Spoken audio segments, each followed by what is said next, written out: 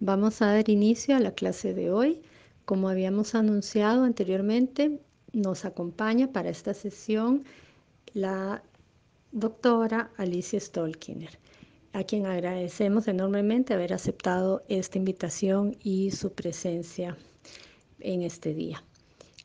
Alicia Stolkiner es licenciada en Psicología, diplomada en Salud Pública por la UBA.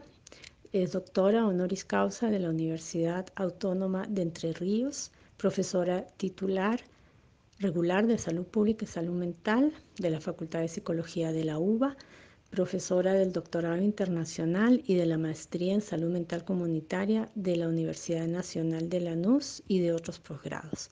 Es investigadora categorizada 1, expresidente de la International Association of Health Policies, actual miembro de la coordinación de ALAMES, que es la Asociación Latinoamericana de Medicina Social. Muchas gracias nuevamente, Alicia, por su presencia y le damos la palabra.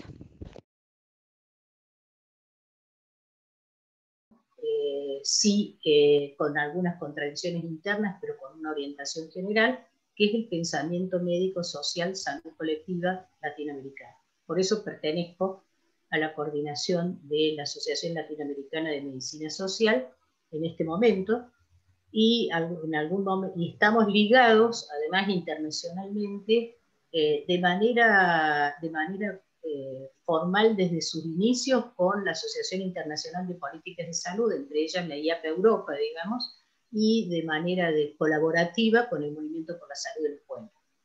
Esto significa simultáneamente, digo, movimientos, un tipo de red social productora de conocimientos, productora de pensamiento, con núcleos académicos muy importantes, como puede ser la UAM Xochimilco México, como puede ser el personaje de la Fiocruz de la Escuela de Salud Pública de Río Janeiro, como efectivamente fue en su momento el CES Rosario en Argentina, la revista Cuadernos Médicos Sociales. Hay como una red en Ecuador, Jaime Breil, etcétera, es como una red de pensamiento no homogénea necesariamente, pero que tiene algunos núcleos centrales de debate, entre ellos la caracterización compleja, no reduccionista del proceso de salud, enfermedad, atención, cuidado.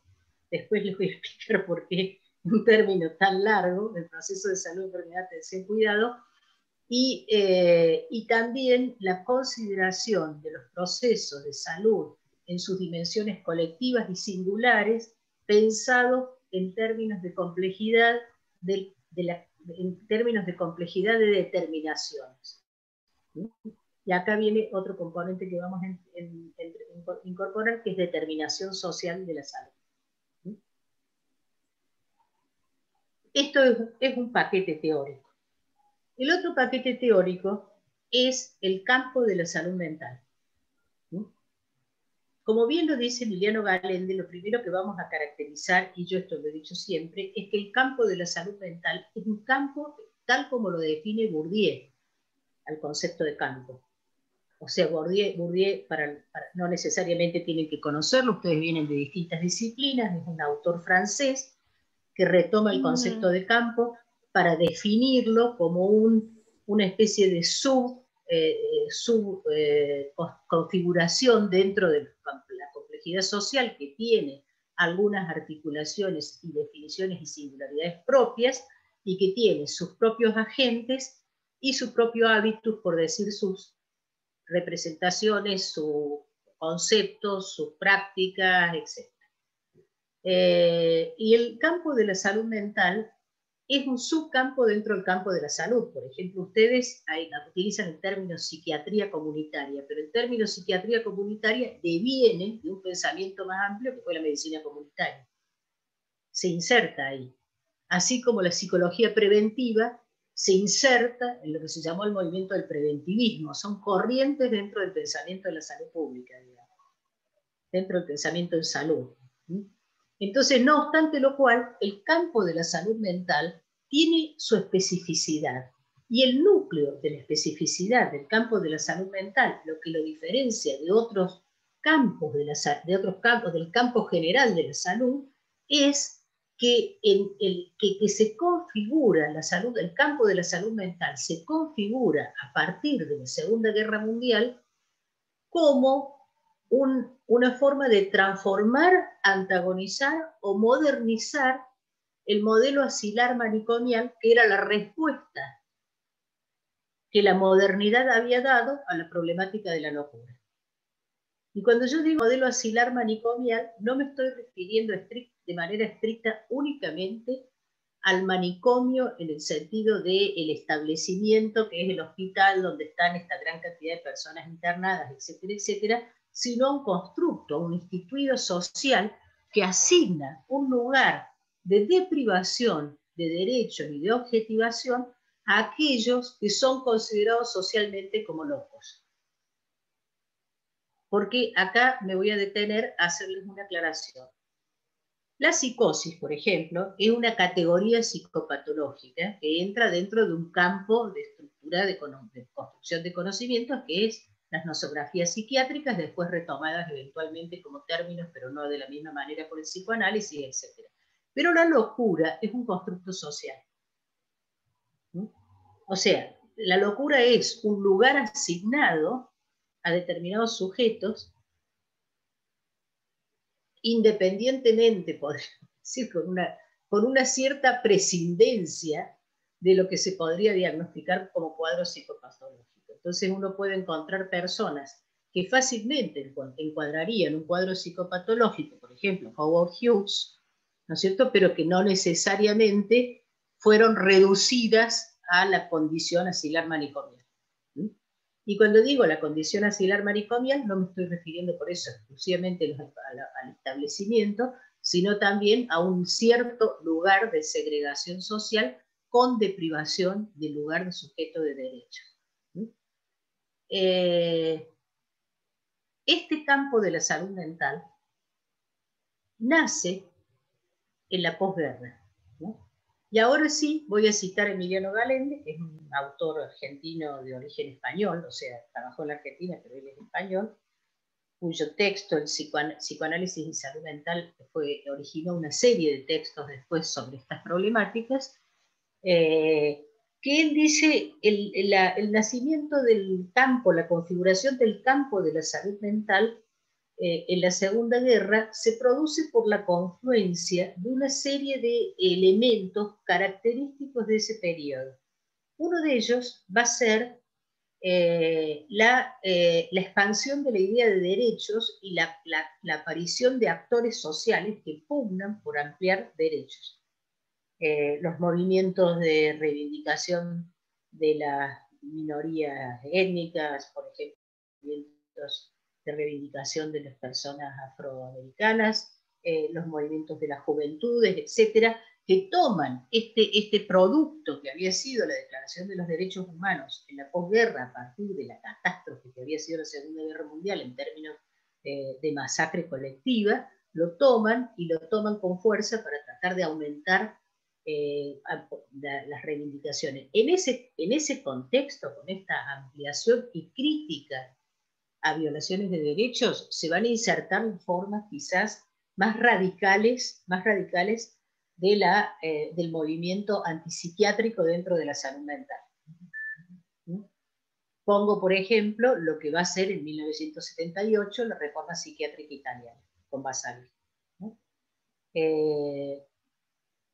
Pero también van a coadyuvar a estas transformaciones, al nacimiento de este campo, dice Emiliano Galende, el hecho de que en la posguerra, en los estados europeos, se instalan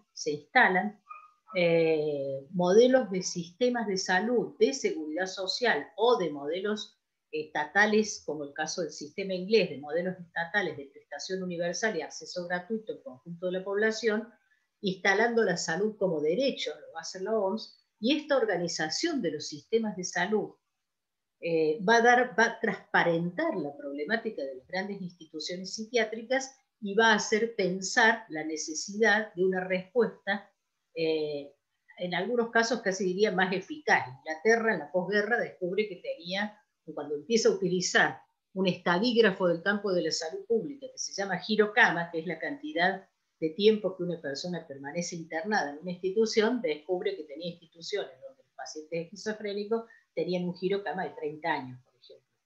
Entonces, empieza, ahí casi les diría, desde un modelo de gestión basado en la idea de sistemas de salud, que no necesito explicarles mucho a ustedes, que Costa Rica tiene un sistema basado en la seguridad social, tengo entendido, un modelo, fue uno de los modelos adoptados. Bajo ese sistema se transparenta la necesidad de reformar estos modelos de asistencia. Y finalmente, otro elemento que va a confluir a la configuración del campo de la salud mental va a ser la aparición de la psicofarmacología. Podríamos decir luz y sombra de nuestro corazón, como dice el bolero, es luz y sombra de mi corazón. ¿Por qué? Porque la aparición de la psicofarmacología, por un lado, permitió dar una respuesta de control a la sintomatología de las problemáticas severas que permitiera la vida, que facilitara la vida ambulatoria, la vida en comunidad de las personas. Por otro lado, va a dar lugar progresivamente al desarrollo de una rama dentro del complejo médico-industrial financiero, cuyo nacimiento también viene desde la Segunda Guerra Mundial, con la aparición de una voraz industria psicofarmacológica que va a ir tratando de ganar mercados al principio dentro de los llamados pacientes psiquiátricos. En segundo lugar, va a tratar de ganar mercados sobre las poblaciones que antes no consumían, por ejemplo, los niños, y finalmente va a tratar de ganar mercados con la construcción de lo que se llama el disease mongering, o sea, la invención de enfermedades o patologías que debieran ser resueltas por la vía de la utilización de psicofarmacología. Y al margen de eso,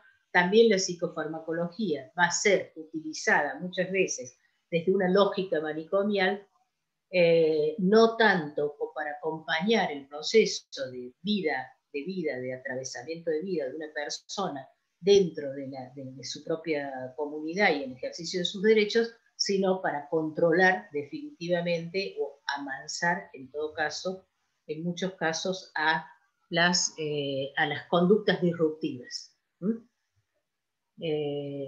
Voy a poner un ejemplo de esto que tiene que ver con el DSM-5. No sé si ustedes trabajan con el DSM-5 y saben el debate que hubo alrededor de ello, ¿no? O sea, el DSM-5 es la quinta categorización de enfermedades psiquiátricas de la Asociación Americana, o sea, norteamericana de psiquiatría, ¿no? La primera pregunta que uno se tendría que hacer es ¿cómo se puede universalizar de tal manera la problemática de que una sola corporación, que es la Corporación de Psiquiatras, de un solo país del mundo, decida cómo son las problemáticas psiquiátricas del planeta, de toda la población del planeta, ¿no? Nosotros existe la categorización de enfermedades psiquiátricas latinoamericanas, que yo revisaría críticamente por alguna de sus cosas, pero que tiene algunos elementos muy interesantes. Por ejemplo, incorpora y homologa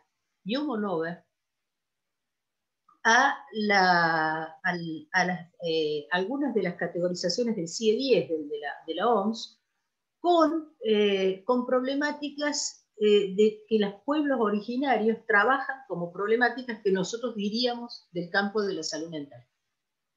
Por ejemplo, la pérdida del alma, ¿no?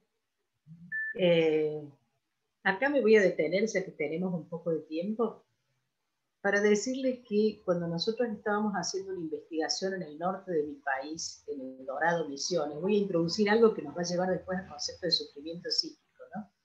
Estábamos entrevistando para ver prácticas en salud a mujeres de familias con necesidades prácticas insatisfechas. Es una zona fronteriza, es de triple frontera con Brasil, Uruguay y Paraguay. Entonces es muy interesante culturalmente, tiene población que habla guaraní, tiene población que habla portugués y tiene población que habla español. Y es muy difícil, como en todas estas zonas de frontera, diferenciar qué pertenece a qué, porque las fronteras no son las líneas que vemos en los mapas, sino que son redes que no reconocen muchas veces las divisiones geopolíticas.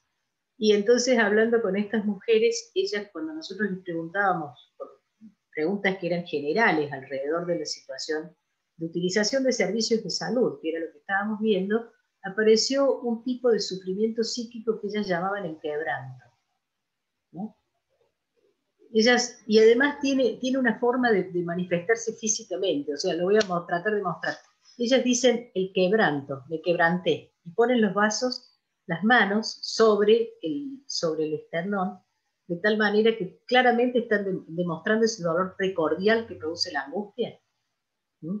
Dicen, me quebranté. Pero el quebranto que ellas definían no era solo un acto psíquico, sino que además era físico. Me quebranté cuando mis hijos se fueron, me quebranté y terminé internada en el hospital con un problema renal, ¿no? El quebranto se asociaba a situaciones vitales, por ejemplo, cuando el marido perdió el trabajo, cuando murió una nieta, cuando se van los hijos, cuando los hijos se van, uno se quebranta, decía una de ellas, ¿no? Entonces, hablando con los alumnos a la noche, porque estábamos haciendo un trabajo en terreno con alumnos, uno de los chicos dice, entonces, profesora, ¿el quebranto es la depresión? ¿No? Y yo le dije, no, el quebranto es el quebranto. Porque que nosotros lo transformemos en una palabra que nos permite a nosotros encuadrarlo en una categoría que es de otra cultura, no nos va a responder, porque además ellas tienen su respuesta para el quebranto, ¿no? Porque a alguna de ellas nosotros le preguntamos, ¿qué es lo mejor para el quebranto?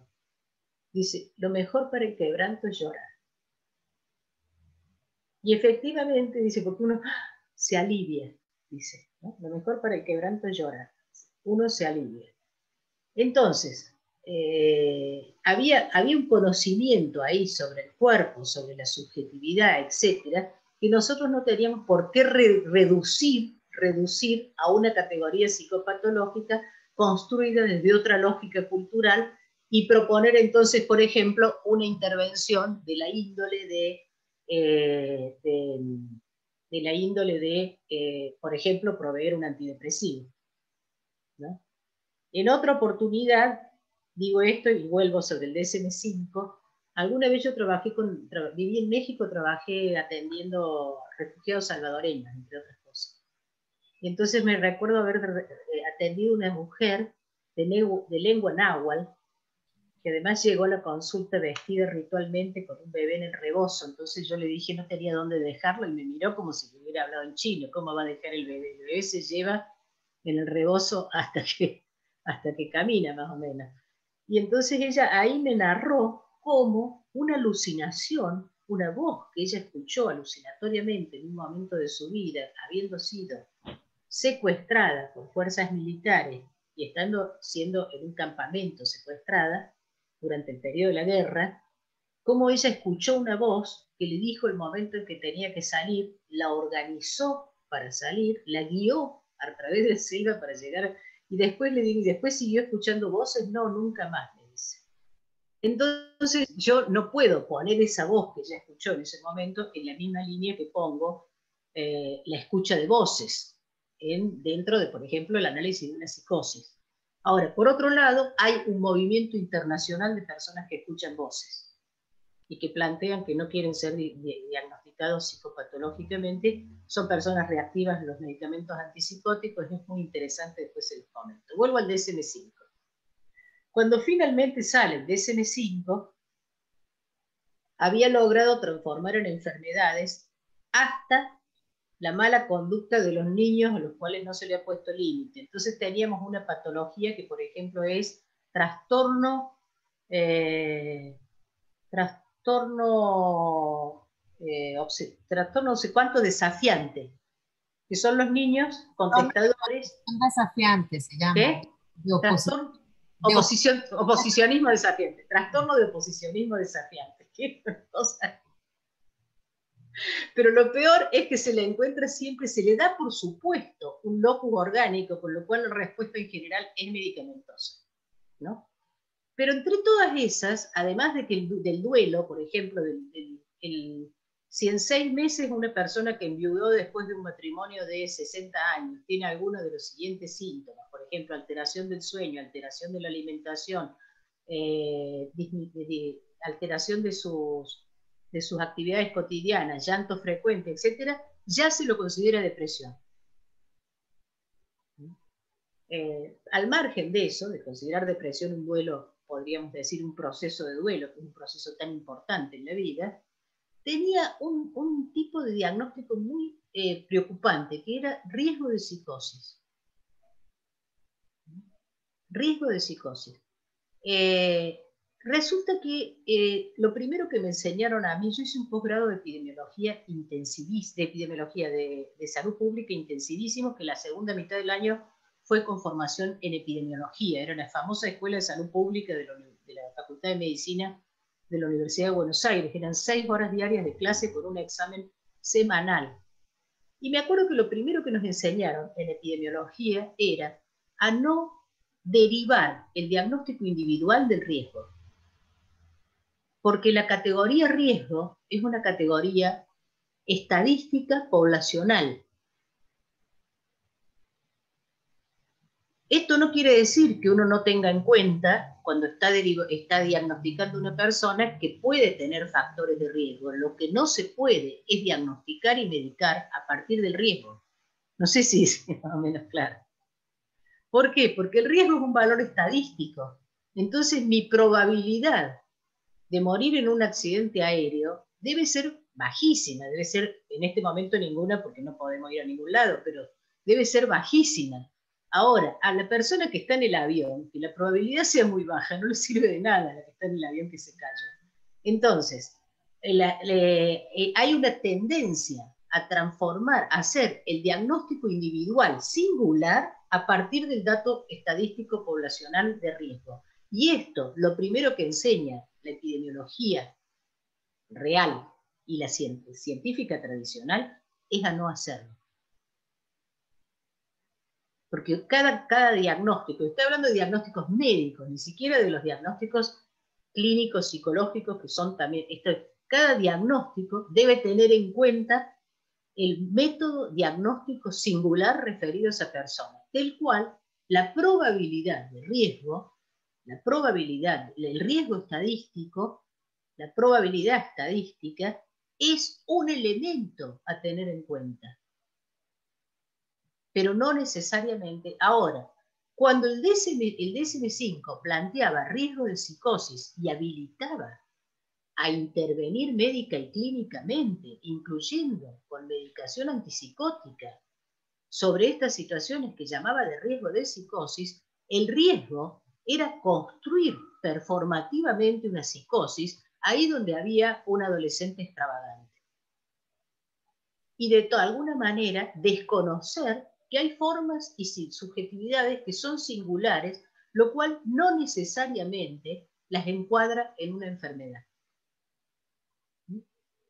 Entonces, bueno, pero acá, como saben que los sistemas de salud son muy complejos, el DSM-5 respondió muy bien a los intereses de la industria química farmacéutica, pero chocó con los intereses de la aseguradora de salud, que no estaban dispuestas a pagar el tratamiento de un niño que le contestaba mal a los padres, ni a pagar el tratamiento de la presunta psicosis de un joven con rastas que se pasaba el día haciendo música que los padres no entendían o cosas por el estilo, y que el psiquiatra no entendía. Entonces el Instituto Americano de Salud Mental terminó defenestrando el DSM-5, diciendo que no tenía fundamentación científica suficiente en términos de diagnóstico de cuadros a partir de lo biológico, o sea, desde una lógica biologista, ¿no? Y cuando les digo esto, les digo para mostrarles que el campo de la salud mental es un campo de debate político, teórico, económico, epistemológico, etc. No es una sola de esas cosas, ¿no? Donde se mueven actores importantes, o diría Bourdieu, agentes importantes. Entonces, este campo de la salud mental, sin embargo, tiene distintos actores, como acabo de decir, o distintos agentes. En la Argentina,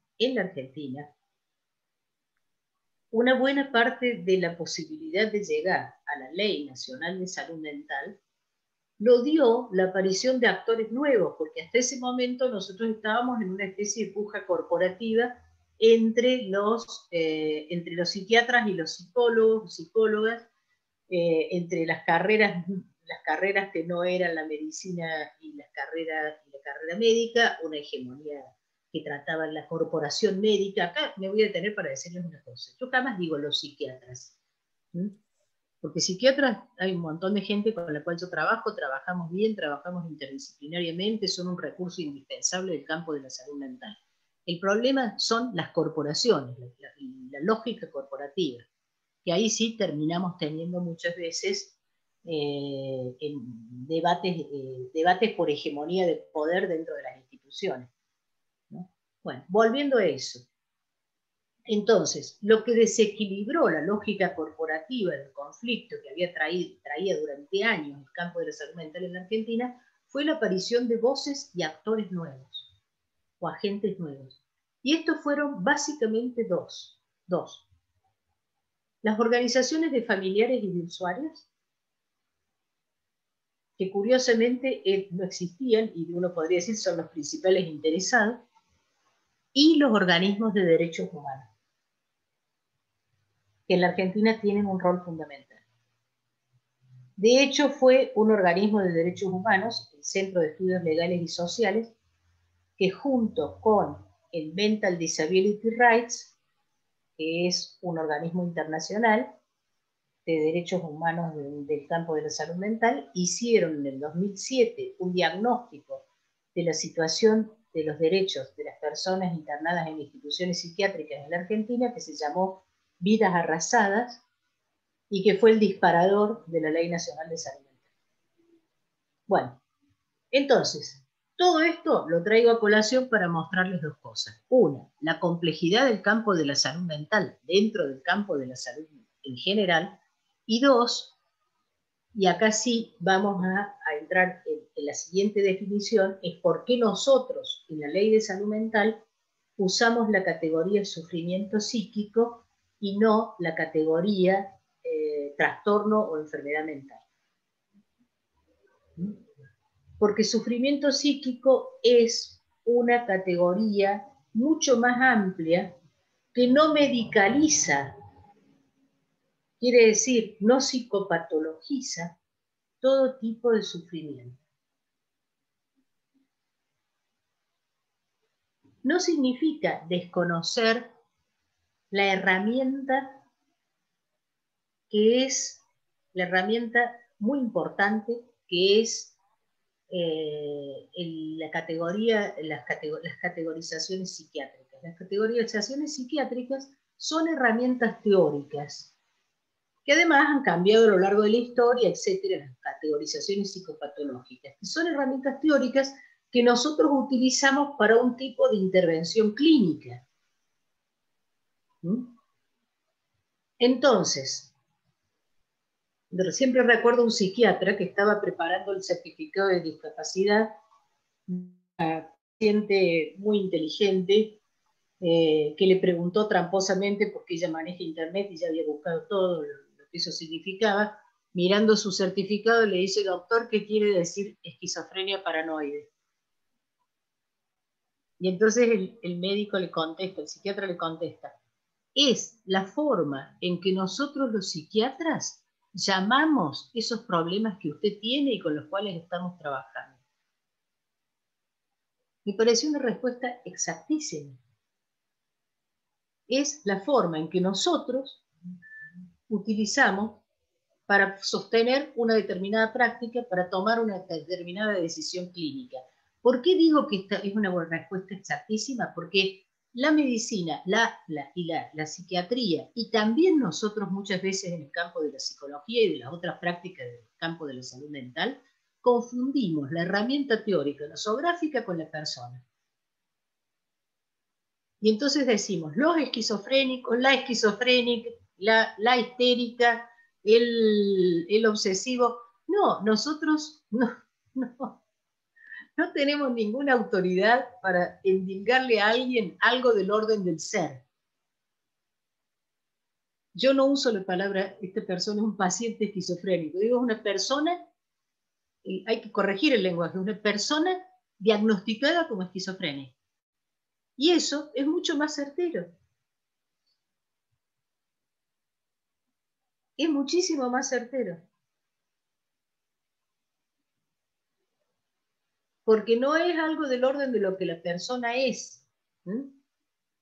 Él es, dentro del discurso médico, en general, atañe a las enfermedades crónicas. Nosotros decimos que una persona es diabética, no decimos que una persona es resfriada, salvo que en mi país cuando decimos que es resfriada, quiere decir que habla demasiado y cuenta cosas que no tiene que contar, pero no como enfermedad, ¿no? Dentro de la historia de la medicina, digamos, el ser se ha asignado siempre a las enfermedades crónicas. Crónicas viene de cronos, que quiere decir tiempo, o sea, las enfermedades que duran una temporalidad definida. Cuando yo hice la formación en salud pública nos decían crónica es toda enfermedad que dura más de un año. No es tampoco, cuando uno dice crónico, el sentido común homologa crónico a incurable. Y en realidad crónico es una enfermedad que tiene una duración definida, no es una enfermedad aguda que pasa. Bueno, hago todas estas aclaraciones para mostrar cómo en las prácticas permanentes, cotidianas que llevamos en el campo de la salud mental y de la salud, todos estos elementos tienen que ser revisados. Y tienen que ser revisados ahora que introduje el término sufrimiento psíquico, que voy a volver sobre él. ¿Por qué? Porque la Ley Nacional de Salud Mental de la Argentina utiliza la categoría sufrimiento psíquico, no utiliza la categoría de enfermedad mental, sino que utiliza ni trastorno, como se utiliza ahora, sino que utiliza la categoría de sufrimiento psíquico.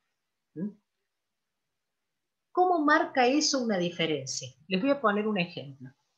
Cuando empezó en marzo en la Argentina, la pandemia y por lo tanto lo que se llamó el ASPO, el aislamiento social preventivo obligatorio, que de golpe no se permitió, se cerraron las escuelas, se cerraron los bares, se cerraron los negocios, quedaron solamente los servicios esenciales y la gente que tenía casa, que tenía la condición de vivienda necesaria, porque además había un sector de la población que con derechos vulnerados que estaba fuera de estas posibilidades, quedó recluida en su hogar. Hubo dos formas desde el campo de la salud mental de pensar el problema. Una fue pensar las patologías que esto producía y otra fue pensar las problemáticas de sufrimiento psíquico que esto producía. Y según que uno elija pensar en términos de patologías o de sufrimiento psíquico, nos va a llevar por distintos caminos. Por ejemplo, el ASPO, el Observatorio de Psicología Social Aplicada de la Facultad donde trabajo, hizo una primera investigación utilizando una herramienta de screening epidemiológico de patologías aplicada a la población, una herramienta estandarizada ya en Estados Unidos, utilizada previamente, tenía ya unos cuantos años, la aplicó en encuesta telefónica a la población y sacó la conclusión de que había una gran cantidad de patologías producidas, en este caso, porque además había una articulación política con eso, por el aislamiento. Entonces yo fui a buscar la herramienta que se usó, porque siempre hay que revisar la herramienta que uno usa. No hay herramientas objetivas o neutrales. Y cuando se transforman en números, cifras, asociaciones, etc., uno se tiene que acordar que para llegar a ese número se utilizó una escala de medición. Y que esa escala de medición contiene una representación del hombre, del sujeto, del mundo, etc. Después les voy a dar ejemplos. Entonces, cuando voy a buscar la herramienta me encuentro lo siguiente. Era una herramienta de screening epidemiológico, que hay que debatir un poco el screening epidemiológico en salud mental, porque recuerden que la OMS nos dice que un diagnóstico de esquizofrenia lleva, por ejemplo, 6 meses a un año, no se hace inmediatamente. Pero, y cualquier diagnóstico individual requiere requisitos de diagnóstico individual. Esto no es lo mismo que tomar la temperatura. Tenía preguntas de esta índole, por ejemplo. ¿Ha pensado en la muerte o se ha sentido pesimista en el último mes? Sí, estábamos con la entrada de una catástrofe mundial. mundial. Y entonces si uno contestaba que sí, era depresión. Indicador de depresión. Tenía otra que era de aspectos somáticos, que decía, ¿ha tenido alguna dificultad para respirar? ¿Ha sentido algún tipo de opresión en el pecho, etcétera, en este periodo? Si contestaba que sí, era trastorno psicosomático.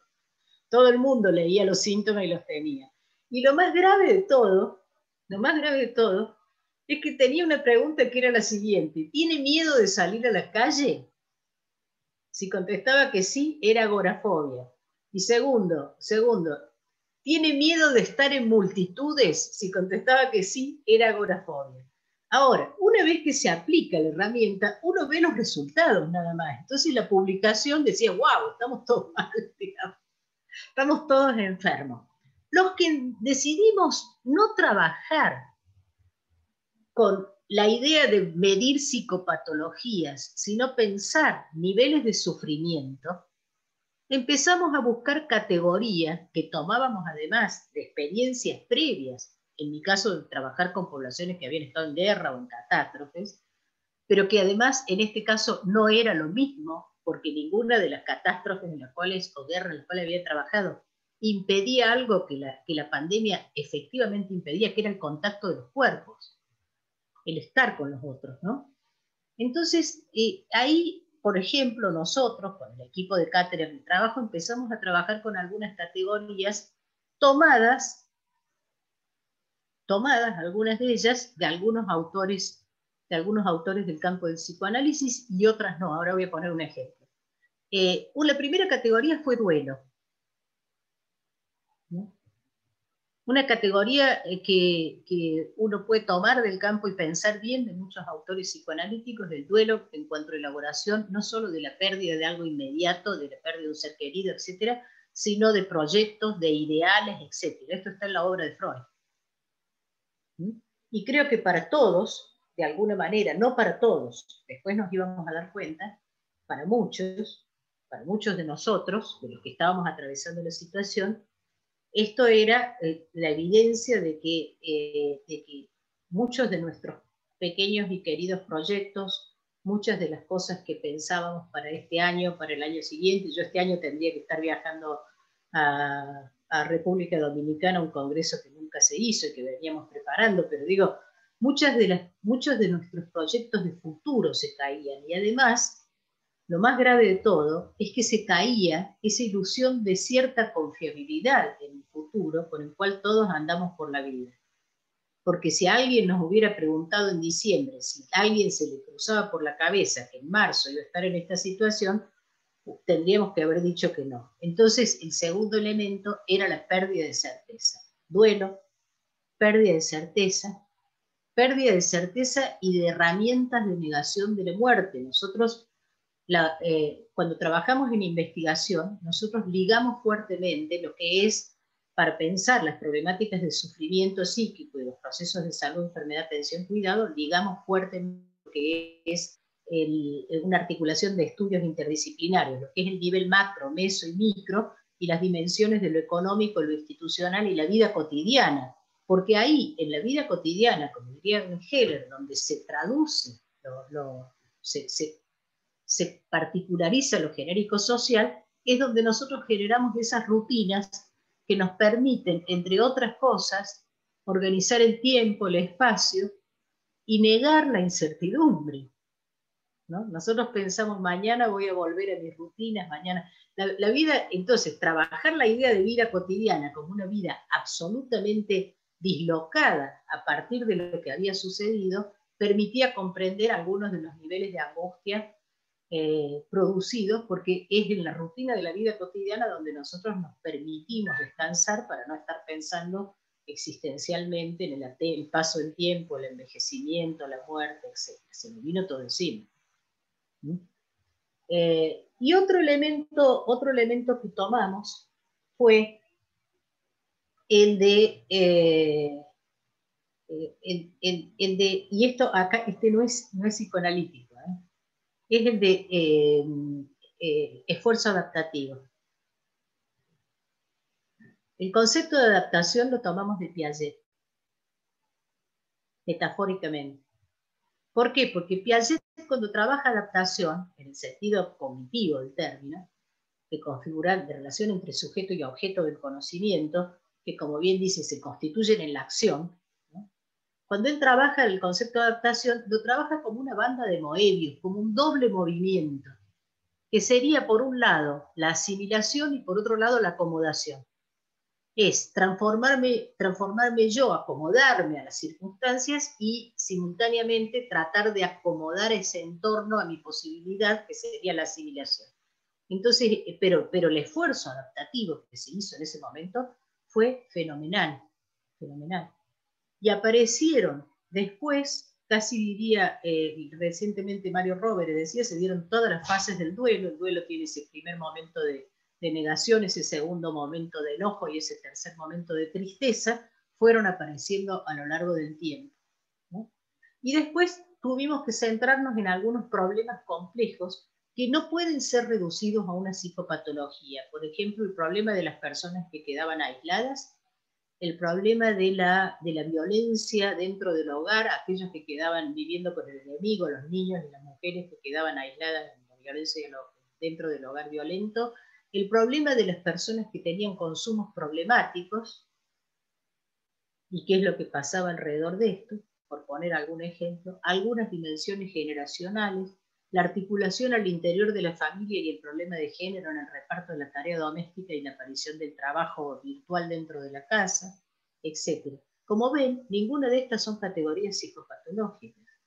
Y lo último fue que considerar que la aparición de la angustia y de un cierto nivel de sufrimiento no era necesariamente un indicador de enfermedad, sino casi diría una respuesta esperable a una situación frente a la cual había que hacer un alto esfuerzo adaptativo, y ahí efectivamente apareció como cuadro disruptivo que allí donde no había sufrimiento, por ejemplo, los que tenían una negación absoluta, esto no existe, una renegación, la enfermedad no existe, no, esto es una mentira, la inventó Bill Gates, no sé qué historia más, vamos a salir a la calle porque no pasa nada, o los que tenían una negación, que era, no me va a pasar a mí no me va a pasar, o a nosotros no, o yo no me voy a contagiar porque toda la gente con la cual me reúno se me hace acordar a la época del HIV. Yo, alguna persona que entrevisté que me dijo, yo solo tengo relaciones sexuales con personas conocidas. El problema es, eso no le quitaba posibilidad de contagio. Son buenas chicas, me dijo un varón una vez, son todas buenas chicas, sí, pero eso no quita que una de ellas era hemofílica, por eso se contagió, porque ella a su vez se había contagiado en una transfusión.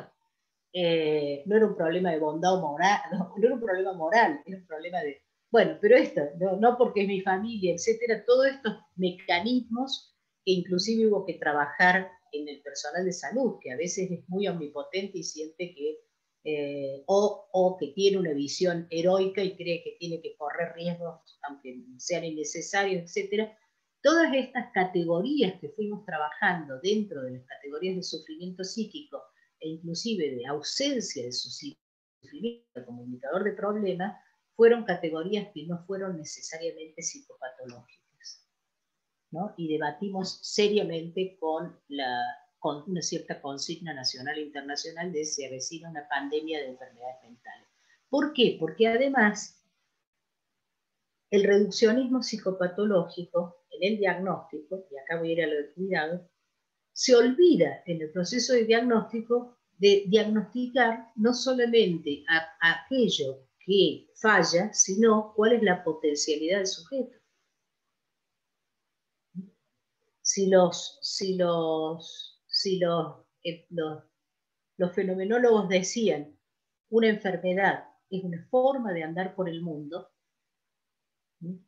creo que tener esto presente, una enfermedad, entre comillas, es una forma de andar por el mundo, implica que el diagnóstico es siempre un diagnóstico dirigido a pensar no solamente cuál es el cuadro psicopatológico, sino a pensar cuál es la condición general, cuál es la red en la cual esta persona se mueve, cuáles son sus potencialidades, a qué se dirige, etc. En este punto, les voy a decir una cosa, la función del acompañante terapéutico en un equipo interdisciplinario para tener una visión de la cotidianeidad de la persona asistida es fundamental.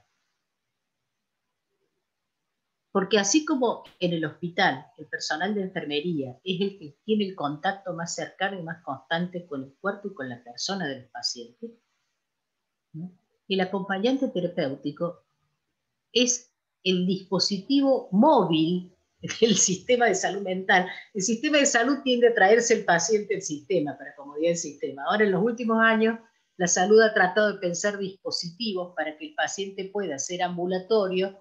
Esto lo digo en el sentido físico del término también. Antes, una persona con diabetes insulino dependiente tenía que ir a inyectarse a algún lugar. Ahora ya se han creado los dispositivos para que se mida la glucosa, se inyecte, pueda viajar en avión, controlar su propia diabetes, etcétera, para que personas con problemas respiratorios lleven el dispositivo de oxígeno para acompañarse y puedan moverse, y el acompañante terapéutico, que es mucho más que eso, sin embargo, es un dispositivo, es mucho más que un kit de insulina y es mucho más que un tubo de oxígeno, pero significa más o menos lo mismo, es que el sistema de asistencia, de respuesta de cuidado, está ahí donde transcurre la vida de la persona, no que la persona es llevada al lugar donde debe ser asistida.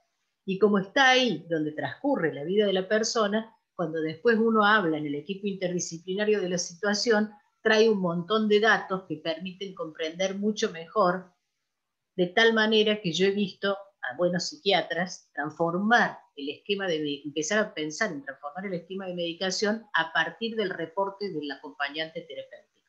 Acá estamos hablando de sistemas interdisciplinarios, de equipos de trabajo interdisciplinarios, o sea, no es que el acompañante terapéutico le discute la medicación al psiquiatra, es que estamos comprendiendo el problema entre todos y la información que trae le permite rediagnosticar el problema en su conjunto y pensar al psiquiatra también elementos de su medicación.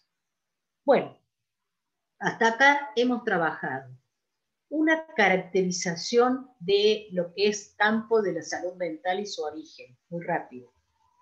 Alguna insistencia alrededor de la problemática de sufrimiento psíquico como categoría central o nodal para pensar como objeto de las prácticas e inclusive de la epidemiología del campo de la salud mental, como diría Cecilia Osborne.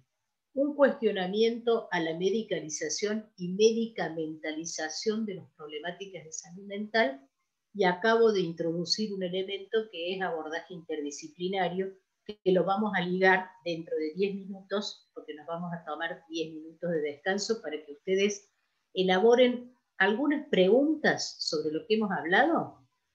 5 o 10 minutos de descanso. Entonces, abramos con esas preguntas y después vamos a entrar a lo segundo, que sería la parte de acciones políticas, organización de servicios, etcétera, en el campo de la salud mental.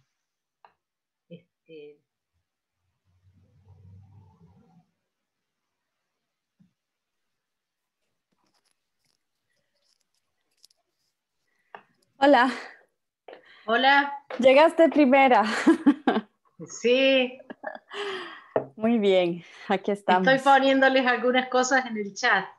Ah, buenísimo, buenísimo.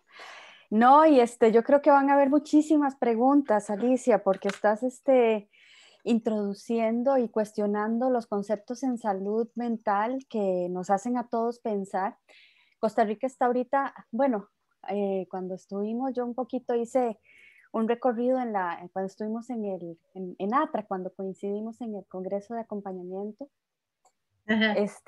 Conté un poquito, ¿verdad?, sobre el momento en que está atravesando el país. Hace 2 años se le puso un candado simbólico al psiquiátrico, hay toda una reforma en salud mental, estamos adscritos a las políticas del Congreso de Caracas y a las políticas de la OMS de salud mental. Entonces, se ha ido desinstitucionalizando sobre todo la salud mental. Y hay varias instituciones y hay varias personas que están acá con nosotros, que trabajan en instituciones del Estado y que están y son pioneros, ¿verdad?, de esta reforma, son testigos. Entonces creo que vamos a tener ahorita un espacio muy rico de preguntas, Yo los invito a todos y a todas a que planteen, ¿verdad? Sus preguntas y lo que han ido reflexionando y tal vez, ¿verdad? Que cuenten un poco dónde trabajan y eso. Me gustaría mucho, una cosa más dialogal. Sí, porque 2 horas de exposición es muy cansador, no para mí, yo estoy acostumbrada a clases de 1 hora y media. Nosotros estamos felices sí, de estarte escuchando estamos realmente. Súper bien, sí. contentos. Les quería decir que estuve leyendo mientras entré un ratito antes que ustedes, que la mayoría, y estuve leyendo las preguntas y el chat. Entonces alguien preguntaba cuál era la categorización de enfermedades psiquiátricas, un compañero le contestó el DSM-5, pero alguien preguntó por la guía latinoamericana. Ajá. Entonces ahí se las puse en el chat, guía latinoamericana de diagnósticos psiquiátricos de la Asociación Psiquiátrica de América Latina. Perfecto. Y el link para acceder a ella. Perfecto. Porque es de interés, ¿no? Después, yo hice una mención a la Asociación de Personas que Escuchan Voces. Sí. A ver, un minutito porque voy a cortar un...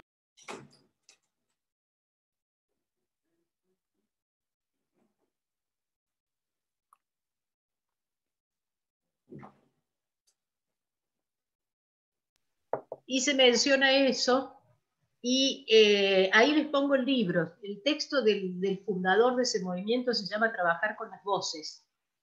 Es Ron Coleman, que es un paciente, y Mike Smith, que es el autor. Está en italiano, pero una docente de mi cátedra lo tradujo al español, o sea que yo dentro de un rato les voy a buscar el archivo para pasárselo.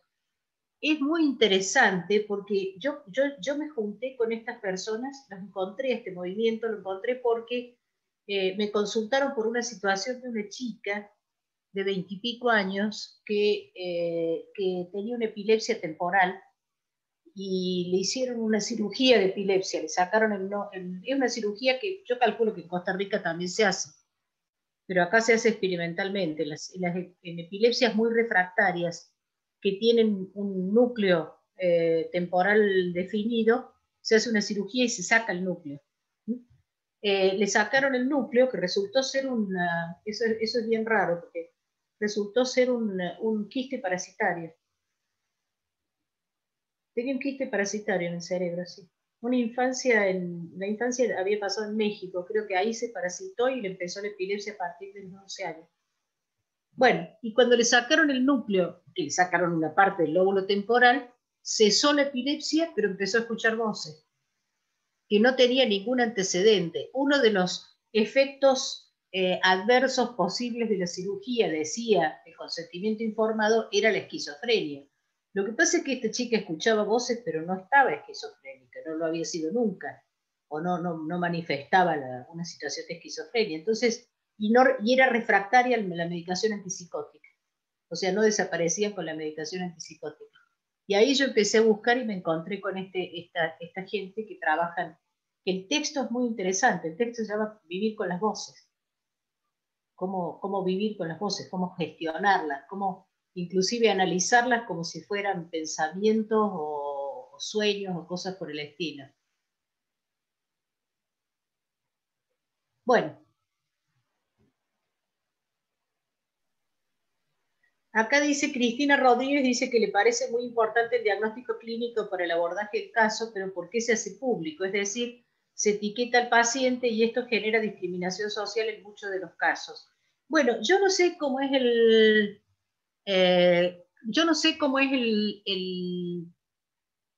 la situación de Costa Rica, pero acá, con respecto a hacer público el diagnóstico, además de los medios de comunicación, que es todo un debate, el problema es cuando las personas tienen que sacar el certificado de discapacidad para tener, por ejemplo, acceso a determinados medicamentos, a transportes, etc. El certificado de discapacidad es el ejemplo que puse, del psiquiatra que estaba llenando el certificado de discapacidad de la paciente. Y entonces le tenía que poner ahí que el diagnóstico era esquizofrenia, paranoide, etc. Esto pasa, lamentablemente pasa mucho con los niños, porque buena parte de los tratamientos de lo que se diagnostica como ADHD o dislexia, etcétera, etcétera, tienen cobertura, tienen garantizada la cobertura a partir de que el niño saque un certificado de discapacidad. Entonces tenemos el Fórum Infancia con todo un debate acá en la Argentina acerca del impacto negativo que puede tener en la configuración subjetiva de un niño y de la familia el diagnóstico de discapacidad temprano, a veces por problemáticas menores, por problemáticas de aprendizaje de lectoescritura, etc. Pero una de las cosas que hace público el diagnóstico justamente es el trámite de discapacidad. Salvando eso, el diagnóstico debiera ser, como todo diagnóstico y como toda historia clínica, debiera ser privadísima, pero lamentablemente no lo es. Lamentablemente no lo es. Y a veces el diagnóstico se deduce de la medicación. Por ejemplo, una persona que toma medicación antipsicótica consulta con un gastroenterólogo, ¿no?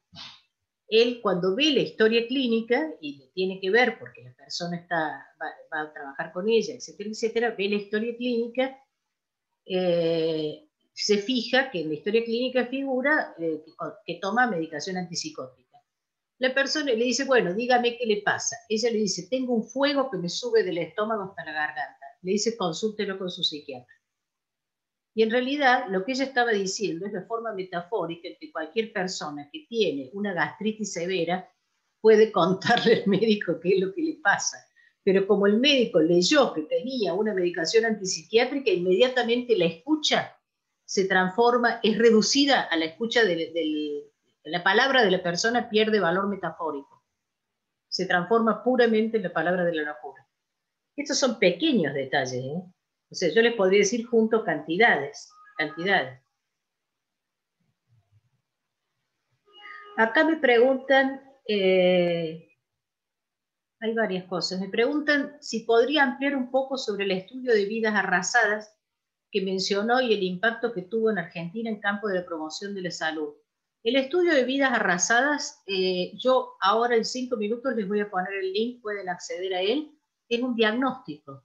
O sea, vino un equipo del exterior, el equipo del CEL, del Centro de Estudios.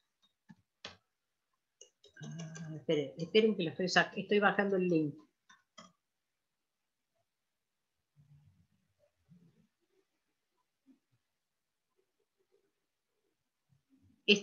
Hay un informe equivalente hecho en México, el MDRI, el Mental Disability Rights, opera en casi todos los países y hace diagnóstico.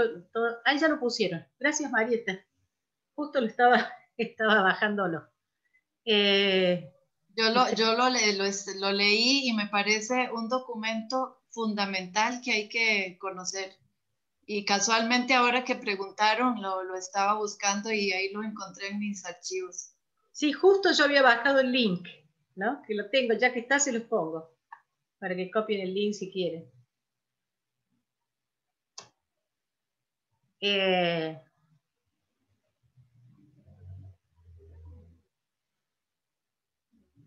¿Cuáles serían los criterios para ubicar el sufrimiento psíquico en el sujeto? No sé cómo quieren organizarlo. Yo estoy revisando las preguntas acá en el... acá hay una, vamos por partes. Acá hay una que me interesa. ¿Cuál sería el punto de partida para promover una atención integral partiendo desde una atención primaria con el objetivo de llevar a la persona a un proceso de cambio, sea social, emocional, cultural y personal? Establecer aquella intención primaria y promover cambio. Debe ser... Bueno, hay una cosa muy interesante. Ustedes fíjense, el otro día di la clase de articulación entre atención primaria de la salud y el campo de la salud mental, ¿no? Porque son como movimientos paralelos. Son tan paralelos que el año de Alma Ata es 1978 y el año en que se inicia la reforma psiquiátrica italiana en Gorizia, por primera vez un país que va a ser Italia, con Brasaglia a la cabeza, cierra las instituciones psiquiátricas, es 1978. O sea, casi son como momentos en los cuales se dan las condiciones históricas para determinadas revisiones. Lo que pasa es que surgen paralelamente Y en muchas oportunidades se construyen después paralelamente lo que son los dispositivos de primer nivel de atención, atención primaria de la salud, y lo que son los dispositivos de atención comunitaria de salud mental, ¿no? De hecho, una doctoranda de mi cátedra rotó hace unos años en una investigación que estaba haciendo, rotó por unos servicios de atención primaria de la salud de la Universidad de Bolonia, y en los servicios de atención primaria de la salud de la Universidad de Bolonia no había salud mental. O sea, el servicio de atención primaria de la salud se encargaba de las prácticas de atención primaria de la salud de primer nivel, digamos, y salud mental funcionaba en la lógica de que había generado al abrir las instituciones psiquiátricas. Entonces, esta doctoranda, cuya tesis, ella está en Barcelona ahora, trabajó la cuestión de sufrimiento psíquico en mujeres embarazadas con HIV en programa de prevención de la transmisión vertical. Esta es la diferencia entre trabajar con la categoría de psicopatología y trabajar con la idea de sufrimiento psíquico. La idea del sufrimiento psíquico no es una enfermedad de la mente. El sufrimiento psíquico es un tipo de sufrimiento que uno diferencia metódicamente, así como las mujeres del Dorado no lo hacían cuando decían el quebranto, diferencia metódicamente para comprender una dimensión del proceso de salud, enfermedad, atención, cuidado, pero que incluye también la dimensión biológica y la dimensión social. Entonces, ella no estaba trabajando con mujeres que padecían una determinada psicopatología. No hay una psicopatología del embarazo con HIV para prevenir la transmisión vertical. Lo que estaba trabajando era con mujeres puestas en una complicada situación de descubrir en el embarazo que tenían una enfermedad severa que podían transmitir a sus hijos y tomar las medidas para acompañar el proceso de evitarla. No sé si soy más o menos clara. Entonces, para ella, que venía en este sentido de trabajar, pensar integralmente los procesos de salud, enfermedad, atención, cuidado, el sufrimiento psíquico no es el indicador de una enfermedad mental, sino que es el componente subjetivo de una problemática compleja, que a veces ni siquiera es individual, porque una parte del sufrimiento psíquico de una persona, por ejemplo, diagnosticada como esquizofrénica, no es por la esquizofrenia, es por la estigmatización. Como yo digo, cuando una persona diagnosticada como esquizofrénica siente que está en un momento, en un episodio agudo, y siente que se acaba el mundo, esa vivencia terrible, alguna vez una mujer que había atravesado varias de esas crisis me dijo, el problema del episodio delirante, dice, es que uno habita una realidad que no puede compartir con nadie. Es el máximo de soledad. Por eso muchas veces piden tan encarecidamente que uno les crea. ¿Por qué no me crees? Bueno, pero era justamente esta mujer, la que estoy comentando, que le decía, esta mujer que atravesaba esta situación, cuando tenía el momento agudo, cuando sentía que era el fin del mundo, etcétera, etcétera, uno puede decir, el eje del sufrimiento está en la psicopatología. Ahora, cuando ella estaba compensada, una mujer joven además, iniciaba una relación amorosa y no sabía cómo decirle a la persona con la cual estaba iniciando esta relación que tomaba la medicación que tomaba, y entonces por esa razón evitaba compartir un fin de semana con él, el sufrimiento que esto le producía no es un sufrimiento producido por la enfermedad, es un sufrimiento producido y el obstáculo que le producía la vinculación con el otro no es un obstáculo producido por la enfermedad, sino por el estigma. O sea, por el sentido social de la enfermedad. No sé si soy clara.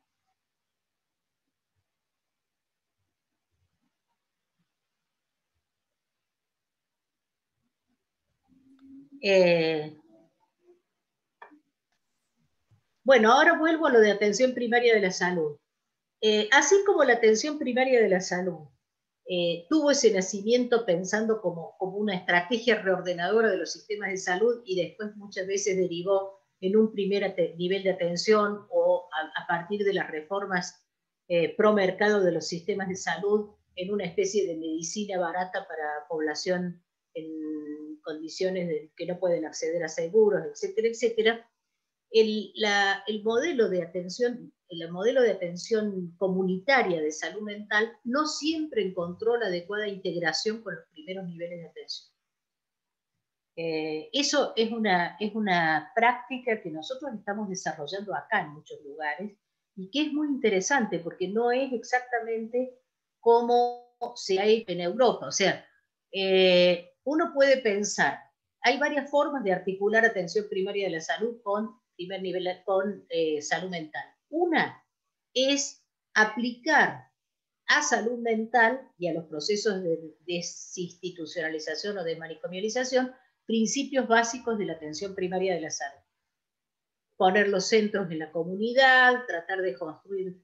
hay un elemento de atención primaria de la salud que es fundamental para pensar el acompañamiento terapéutico, que es recursos humanos no convencionales.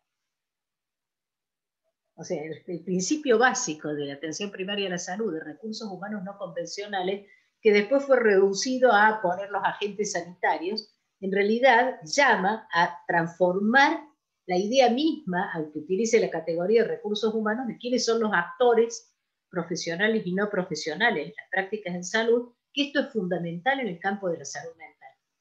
Y entre la no convencionalidad, yo creo que el acompañamiento terapéutico es uno de los recursos no convencionales en el campo de la salud mental.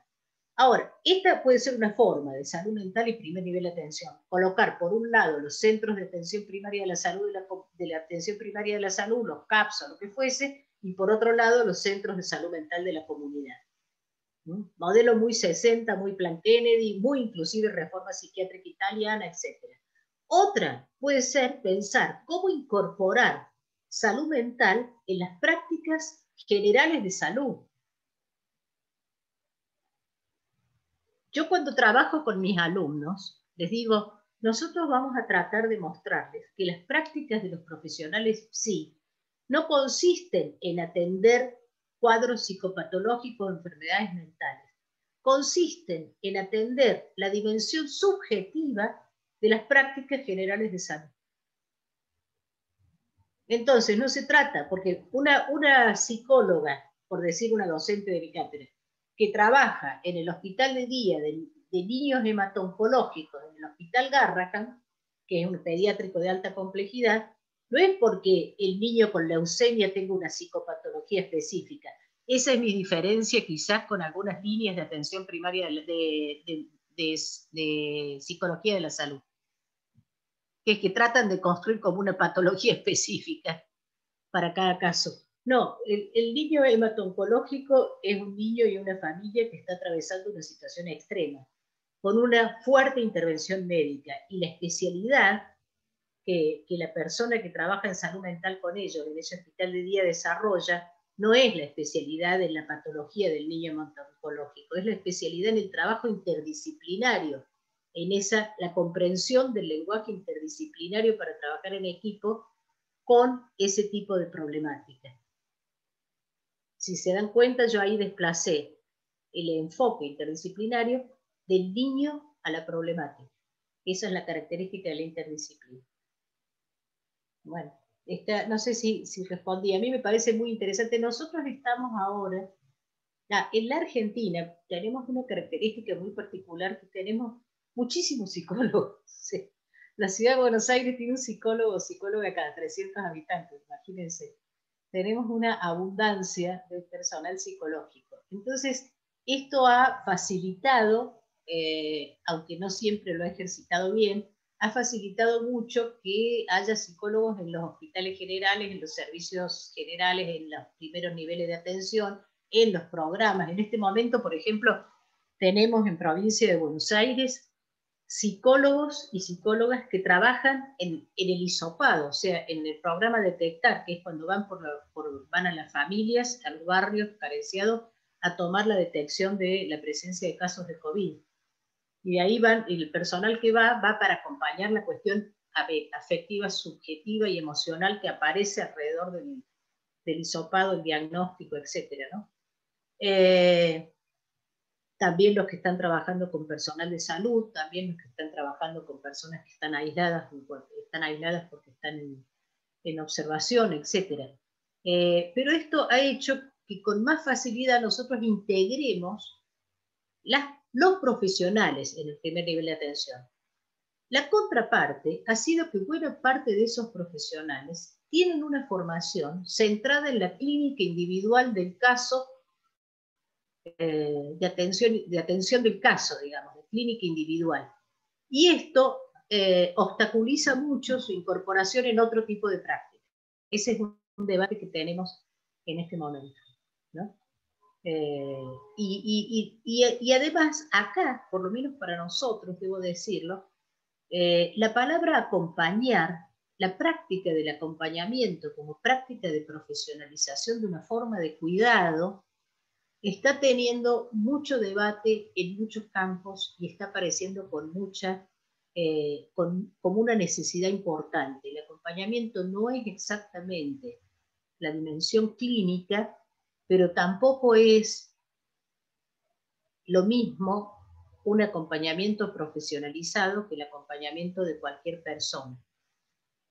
Yo creo que cuando tuvimos el diálogo el otro día, yo lo aclaraba, coordinando un equipo de atención en salud mental interdisciplinario, en algunas ocasiones nosotros indicábamos el acompañamiento, no porque la persona que estaba, por ejemplo, saliendo de una crisis, estuviera sola y sin acompañamiento, sino porque estaba demasiado intensamente acompañada.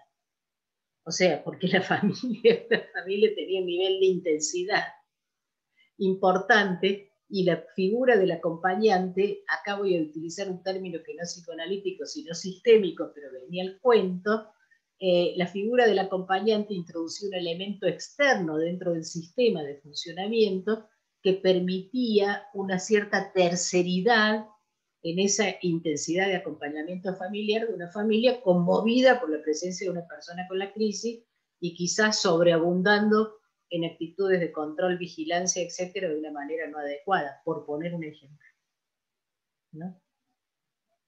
Creo que les cité el ejemplo de una situación muy divertida, que teníamos un joven con un problema de alimentación muy serio, estaba con una anorexia severa, y que a la semana yo coordinaba el equipo, mandé el acompañante terapéutico, lo elegimos cuidadosamente porque era joven, porque estaba bien capacitado y porque además tocaba un instrumento musical, porque este chico, una de las cosas que trataba de mantener era su vinculación con la música. Entonces elegimos el acompañante con todo. Y entonces me llama la madre del paciente para decirme de que me quería comentar que el acompañante comía muy poco, que parecía que ese chico no estaba comiendo bien, o sea, había pasado de controlar la alimentación de su hijo a controlar la alimentación del acompañante, lo cual me pareció muy interesante para trabajar familiarmente, digamos, porque, bueno, no sé si hay alguna otra pregunta.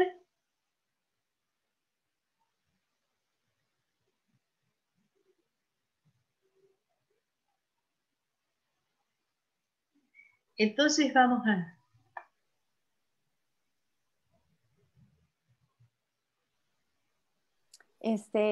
Alicia, me parece que aquí hay una pregunta en el chat de Ana Virginia que dice, me gustaría saber en esta importante discusión sobre la integridad de derechos, ¿cómo debería ser el manejo integral de la atención primaria de salud mental considerando las características diferenciadas de género? ¿Existen diferencias? Bueno, el CELS, por decir el organismo que hizo el Vidas Arrasadas, tiene en este momento una investigación sobre violación de derechos específicamente de géneros en personas tratadas psiquiátricamente. Tenemos ahí algunos problemas extras que tienen que ver con las mujeres, que van desde esterilizaciones no consentidas, o mujeres que tienen hijos y los hijos les son retirados y son dados en adopción, sin consentimiento de ellas en nombre del interés superior del menor, como dice la justicia. pasando por episodios, algunos más violentos como violaciones, etcétera, que no pueden denunciar porque la palabra de ella no tiene registro. Para mí, el cruzamiento, pensar el tema género cruzando el tema de salud es fundamental en todos los campos.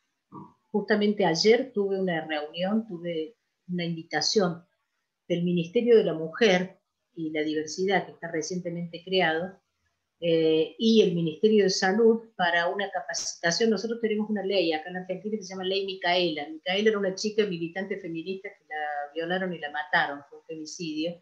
Y esa ley es una ley que obliga a todos los funcionarios del Estado, de todos los rangos, a hacer una capacitación en género, alrededor de la temática de género. Y ayer me tocó a mí hacerla con los directores de hospitales.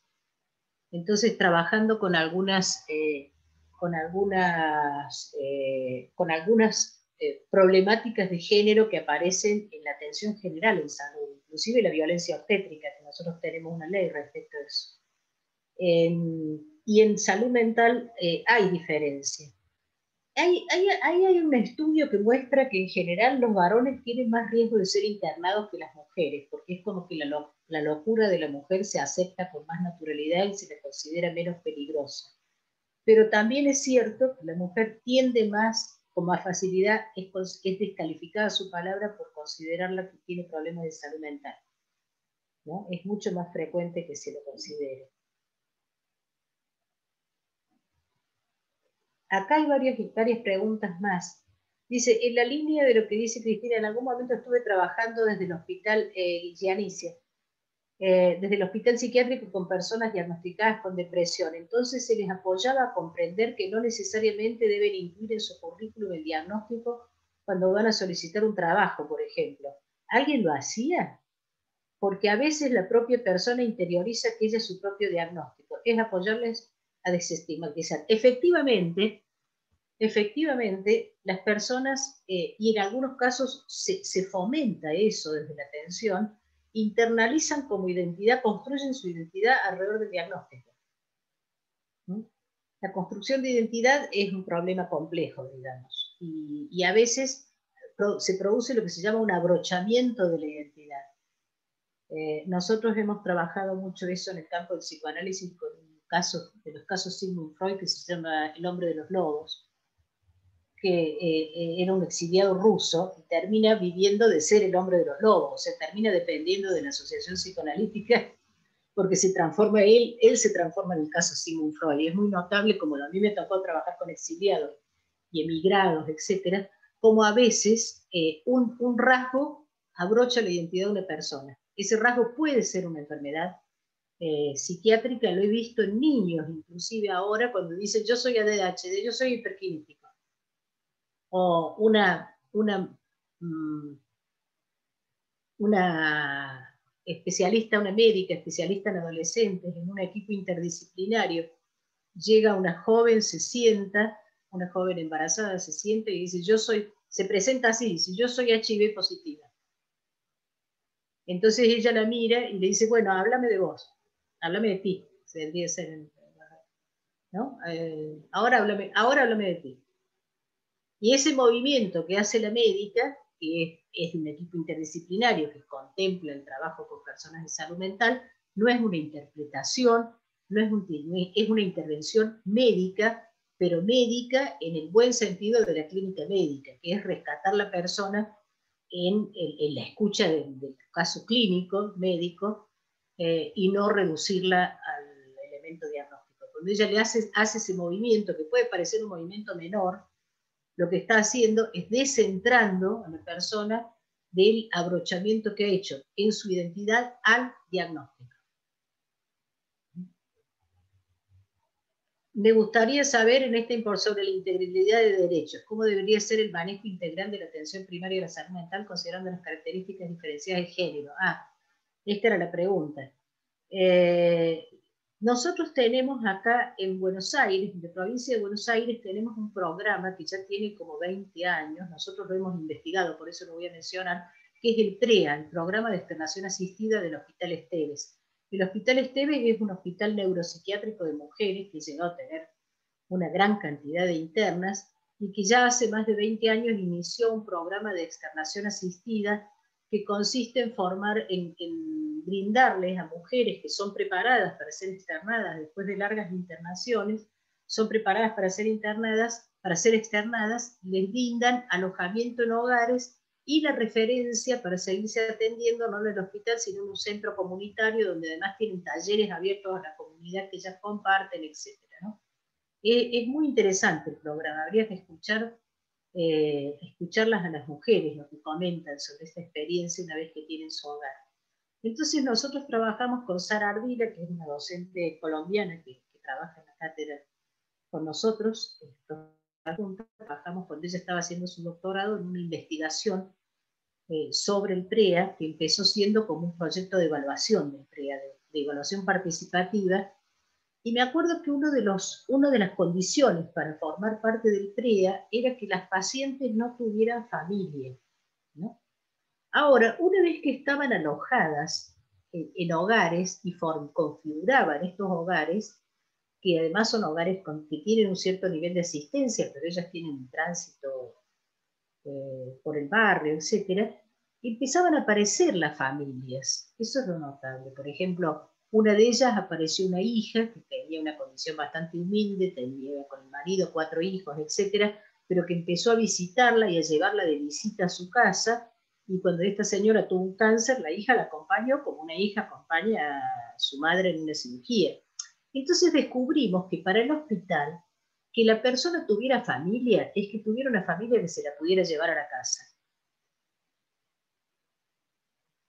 Exactamente, si no se la podía llevar a la casa, la familia no existía. Y resulta que esta chica, la hija, como muchas hijas, no estaba en condiciones de alojar a su casa a su madre en su casa con varios niños, un marido y ella trabajando y una vivienda precaria en la cual estaban ellos prácticamente hacinados, y que además el cuidado de los chicos ya era una problemática. Pero si la madre tenía un espacio donde estaba alojada y cuidada, ella con todo gusto rearmaba el vínculo y le brindaba los cuidados que una hija puede brindar a su madre dentro de sus condiciones. No sé si soy más o menos clara.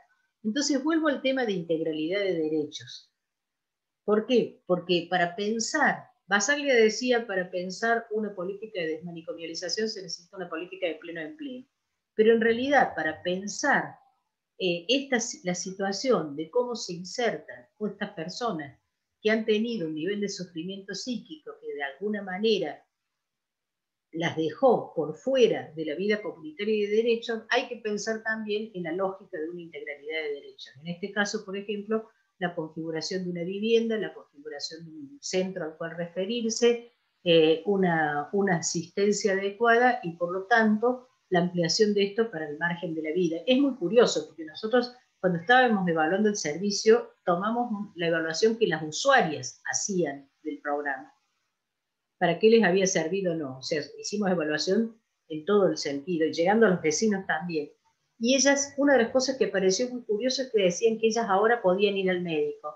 Es realmente es muy extraño que una persona que estaba en un hospital tenga que salir del hospital para ser asistida médicamente, ¿no? Y no es que ahora tenían un seguro médico con tarjeta dorada. Iban al centro de atención primaria de la salud y se hacían los estudios y la atención que cualquier persona de esa comunidad se hacía. Pero mientras estaban dentro del hospital, el acceso a servicios médicos, esa es la característica de las grandes instituciones manicomiales, tenían dificultad de acceso a servicios médicos, estudios básicos como hacerse un Papa Nicolau, una mamografía, una atención odontológica, etcétera, no eran fáciles cuando estaban dentro del hospital. Entonces, ¿qué tipo de hospital es una institución un hospital donde la gente no tiene acceso a servicios médicos? Es extraño, ¿no? Bueno, entonces me parece muy bueno la idea de plantear la integralidad de derechos, y creo que dentro de la integralidad de derechos la cuestión de las diferencias de género también debe ser contemplada. Bueno. Hay un par de preguntas en el chat. Sí. Carolina dice, a partir de la propuesta de integrar o más bien sustituir sufrimiento psíquico, enfermedad mental, ¿qué cambio se ha dado? ¿Se podría intentar producir incapacidades asociadas a crisis vitales y no a una etiqueta? Bueno, eso es lo que está el Fórum Infancia intentando hacer básicamente con los niños y niñas, ¿no? Hasta el momento, para trabajar los certificados de discapacidad, que nosotros por reforma del Código Civil no tenemos más la figura de insanía, que era una figura que prácticamente deprivaba de derechos a la persona, ¿no? Ahora lo que figura a partir del Código Civil y del nuevo Código Civil y de la nueva ley de discapacidad, lo que se plantean son necesidades de apoyos puntuales, pero no se puede discapacitar a una persona en absoluto. Pero la ley de discapacidad exige el certificado de discapacidad para lograr determinadas coberturas, asistencias, por ejemplo, transporte gratuito con acompañante, etc. Entonces, es ahí donde sigue apareciendo la necesidad de diagnóstico biomédico. Lo siguen pidiendo. Para nosotros es más para las prácticas, para cómo pensar las prácticas. Cuando la ley plantea lo de sufrimiento psíquico, que acá me voy a aclarar una cosa, no es que reemplace la psicopatología. El psiquiatra que tiene que tomar una decisión y tiene que decidir si esto es una depresión o un trastorno bipolar, porque efectivamente no va a ser la misma medicación si es una depresión que un trastorno bipolar, utiliza la categoría depresión y utiliza la categoría trastorno bipolar. No sé si eso es claro. Y si el terapeuta está en clínica psicoanalítica con un elemento estructural y necesita un diagnóstico de estructura, el diagnóstico de estructura para esa clínica le va a servir. No es que no exista, lo que no hay que hacer es confundir eso con la persona. Y entonces, cuando nosotros, la ley de salud mental introduce la categoría de sufrimiento psíquico, amplía la prestación en salud mental. Y segundo,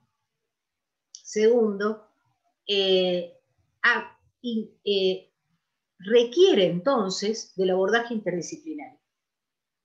Porque el sufrimiento psíquico puede estar producido no por la psicopatología, sino por la condición, por ejemplo, de desempleo, por la condición de falta de cumplimiento de determinados derechos, etcétera, y puede requerir de una articulación interdisciplinaria e intersectorial mucho más amplia. De hecho, cuando se creó la Ley Nacional de Salud Mental, se creó simultáneamente en ese momento, salvo que con el gobierno anterior cesó de funcionar, lo que se llamaba la Comisión Interministerial, la Comisión Interministerial de Salud Mental y Adicciones, que funcionaba en la jefatura de gabinete, donde todos los ministerios articulaban, tenían un representante para articular el cumplimiento de la ley de salud mental. Entonces, por ejemplo, por poner un ejemplo, el Ministerio de Seguridad había elaborado un protocolo para que las fuerzas de seguridad que actúan en situaciones de crisis, de sufrimiento psíquico, de crisis severas, de sufrimiento psíquico, y que generalmente pasa porque a veces suceden en las calles, estuvieran preparadas para dar respuesta a esto, una respuesta que no fuera violenta, como nos pasó el año pasado, poner una persona en el calabozo,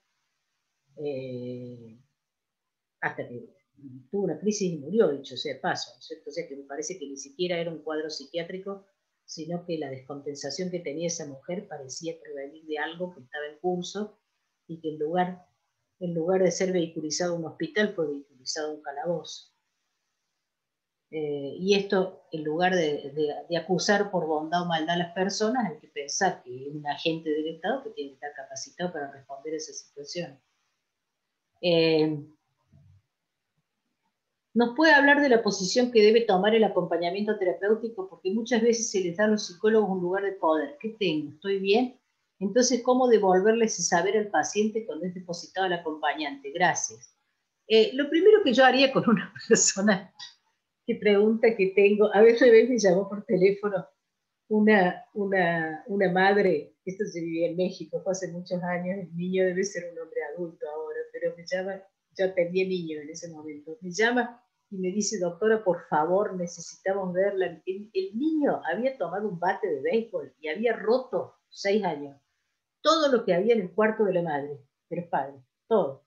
Rompió el espejo, las botellas de perfume, las lámparas, todo lo que en una familia de mucho dinero rompió todo. Me dice, ¿qué le parece que tiene? Me pregunta. Y yo le digo, mire, no sé qué tendrá, pero ese chico está muy enojado. Efectivamente era un niño muy enojado. Después cuando fuimos trabajando familiarmente, apareció una situación así que, ¿cómo será que en la primera entrevista el padre escuchaba a la madre hablar y me dice, me mira a mí, me dice, yo nunca pensé en ese chico. O sea, estaba ocupadísimo en sus cosas y nunca había pensado en él, digamos, ¿no? Pero al margen, a la respuesta de qué tengo, yo creo que lo que, no es primero, no es función del acompañante devolver un diagnóstico. Sí le puede decir si esto tiene sentido para calmarlo. ¿Qué tengo? Me parece que estás en un momento de mucha ansiedad. ¿Te convendrá llamar al profesional que te atiende? Hay momentos, yo no tengo miedo al diagnóstico, ¿eh? O sea, yo no tengo miedo, yo no soy de las personas que creen que no hay que decirle el diagnóstico a la gente. Yo lo que creo es que hay que saber decir, como dijo ese psiquiatra, qué significa el diagnóstico, para qué sirve. No es algo que es, ¿no? En algún momento, yo he hecho mucha atención en crisis, entonces en algún momento me llamaron, estaba un muchacho llegué antes que el psiquiatra, eso fue lamentable, digamos. Estaba sentado en un piso 14 en la ventana, diciendo que se acababa el mundo y que si él parpadeaba se acababa el mundo. Así estaba. Él me conocía. Cuando me acerqué, las personas en crisis, a veces si uno las llama por el nombre, hay un momento, adentro de una persona, en una crisis psicótica, hay una persona asustadísima, que por momentos puede responder si uno la llama por el nombre, y se lo llama con tranquilidad. Entonces, suponiendo que se llamaba Mario, yo me acerqué a donde estaba él, sabiendo el riesgo en que estábamos, porque además era un muchacho más pesado que yo, o sea que si él se desequilibraba, yo no lo podía agarrar, porque el riesgo era caernos los dos, era una ventana muy baja. Entonces me acerqué con mucho cuidado y le dije, ¿sabés quién soy? Hola Mario, le dije, ¿sabés quién soy? Entonces en ese momento contacta y me mira y me dice, sos Alicia. No era su terapeuta, lo conocía porque lo había visto 2 veces. Y me dice, y entonces me mira y me dice, ¿qué me pasa? ¿Qué me pasa? Y le dije, estás con un episodio de delirio, no te asustes, va a pasar. No es un problema decirle lo que le está pasando, lo que te está pasando es un episodio de delirio, no te asustes, va a pasar. Le digo, ¿cuándo empezó? Y entonces me dice, soñé que mi papá me mandaba una carta, el padre está desaparecido. Soñé que mi papá me mandaba una carta y que yo la abría y estaba vacía, le dice. Y en ese momento ya se lo lleva el delirio nuevo y me empieza a hablar de que ahora voy a parpadear y vos vas a desaparecer, donde la palabra desaparecer adquiere otra condición, digamos. Y en medio de lo que me está diciendo me dice, el que te puede explicar esto es Charly García. Y Charly me dice. Y yo pensé Charly García. Charly García es una figura muy importante del rock en Argentina. Y entonces le digo, ¿tenés el CD? Porque estaba el equipo de música ahí al lado mío. Me dice, sí, ya te lo pongo. Y sale de la ventana, yo cierro la ventana. Siento que estaba tocando el timbre del psiquiatra y me siento con él a escuchar Charly García, digamos.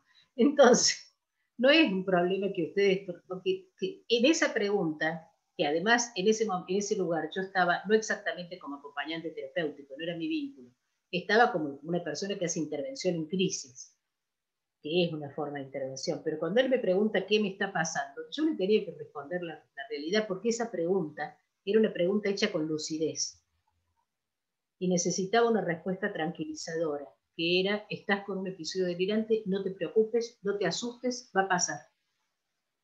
Aunque después, 2 minutos después, estuviera de nuevo pensando que si él parpadeaba, yo desaparecía, digamos. Entonces, la posición, a mí lo que más me interesa decirles es que el acompañante terapéutico es una profesión porque implica construir una posición especial. Y esa posición debe ser muy trabajada subjetivamente. Muy trabajada subjetivamente. Entre otras cosas, para que no nos haga daño a nosotros mismos. ¿Mm? Entre otras cosas, para que no incurramos en confundir nuestra práctica con otra forma de práctica dentro del equipo interdisciplinario. Yo uno de los mayores errores que veo en la Argentina, que tiene una historia de acompañamiento terapéutico y está luchando por su reconocimiento profesional en distintos niveles, uno de los errores que veo en muchos casos en la Argentina, en cómo se practica, cómo se usa el acompañamiento terapéutico, es aquellos casos donde se manda al acompañante, pero nadie, o sea, tienen el acompañante ahí, pero el psiquiatra y el psicólogo siguen con su práctica independientemente, no configuran el acompañante, es un tipo que por el bien del paciente y por el bien de la propia persona que está haciendo el acompañamiento, tiene que formar parte de un equipo de trabajo interdisciplinario. Y por cierto, uno puede hacer acompañamiento de problemáticas que no son necesariamente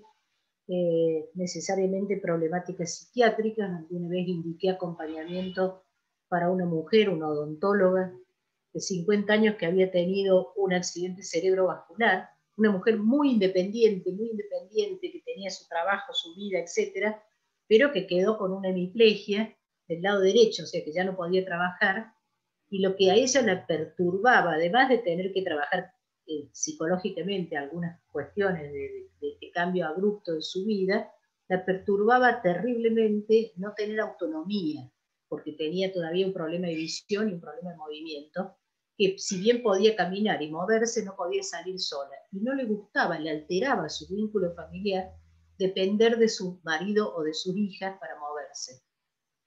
Entonces el acompañante terapéutica en esta circunstancia era una persona que no solo la acompañaba para que ella pudiera salir, sino que fue reconstruyendo junto con ella una autonomía perdida. Y hay una cuestión, el acompañamiento triunfa cuando se vuelve innecesario. En general, yo lo que veo en los tratamientos es que en algún momento la persona que pidió por el acompañante le empieza a molestar que él o la acompañante esté. Y en ese momento yo creo que hemos tenido éxito. O sea, no sientan que el otro es desagradecido, no sientan que el otro no los reconoció, los reconoce, pero ese dispositivo empieza a ser innecesario. Y cuando ese dispositivo empieza a ser innecesario es porque el dispositivo fue exitoso, porque como diría Brunner, Brunner utiliza en el aprendizaje una categoría que se llama andamiaje, ¿no? Brunner es un pensador del campo de la psicología educacional en realidad, ¿no? Y que es armar el andamio para que el otro, de manera que uno retira el andamio y esto queda sostenido. Y la otra metáfora que utilizo con el acompañante terapéutico yo, y con esto vamos a ir terminando, es que cuando yo soy de una zona de la Argentina que tiene sierras, ¿no? Y cuando era adolescente salíamos a hacer lo que ahora se llama trekking, creo que se llama, que en ese momento decíamos vamos a escalar las sierras como si fuera montaña, y salíamos en caravana.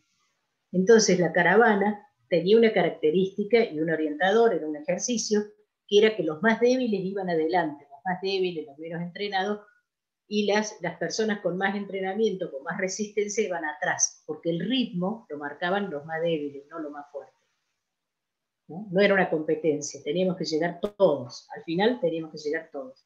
Y que cuando íbamos escalando, nos enseñaban a hacer algo que cuando el compañero de adelante la compañera estaba muy cansada, uno le colocaba un dedo en la espalda nada más. Es un dedo, es una fuerza mínima. Ese dedo facilita el equilibrio, relaja en la subida. Y entonces le da al otro justo ese punto necesario para seguir marchando. Creo que el acompañamiento es eso, ¿no? No es que lo alzamos en brazos, no es que lo llevamos cargado, no. En algún momento el acompañamiento es nosotros ponemos ese punto justo para que pueda seguir ese camino a ese ritmo, para que pueda terminar haciendo su vida y desechándonos. O sea, que nosotros vamos a hacer el triunfo de cualquiera de estas intervenciones. Siempre me acuerdo el neurólogo el neurólogo de una niña que yo atendí que tuvo epilepsia durante la infancia y cesó la epilepsia en la pubertad, como pasa. Cuando se despedía de ella le dijo, por suerte te vas a olvidar de mí, le dijo el neurólogo, ¿no? Y me parece que es un trabajo que triunfa cuando somos desechados. Y eso es parte de la evaluación, y es parte de lo que tenemos que tener presente, y es parte de lo que tenemos que tener como éxito, como alegría cuando finalmente lo logramos. Bueno, estamos medio sobre la hora de las 2 de la tarde.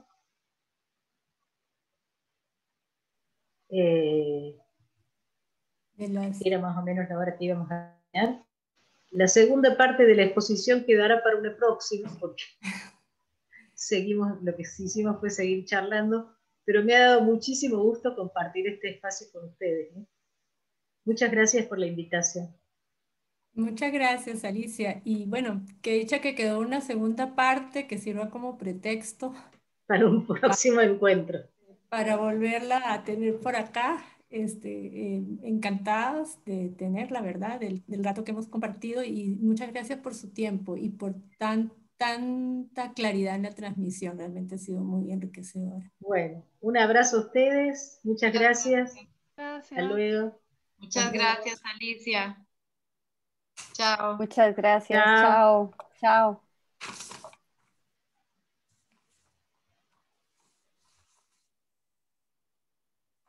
Bueno, yo me tengo que retirar también, entonces ahí los dejo, ahí queda muchísimo para pensar. Yo creo que todos tenemos ahí muchos apuntes, muchas cosas a cosas abiertas, ¿verdad? Que me parece que es importantísimo.